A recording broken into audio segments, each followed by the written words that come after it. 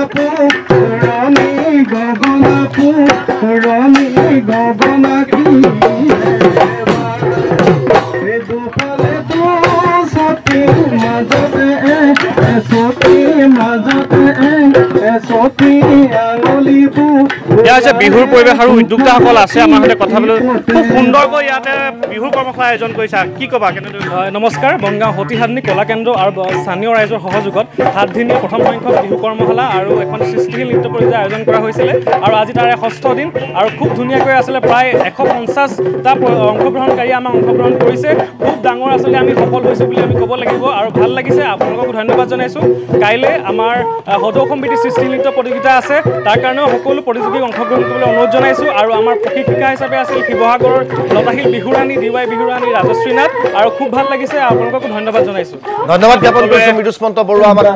পৰিৱেশ দেখুওৱাৰ বাবে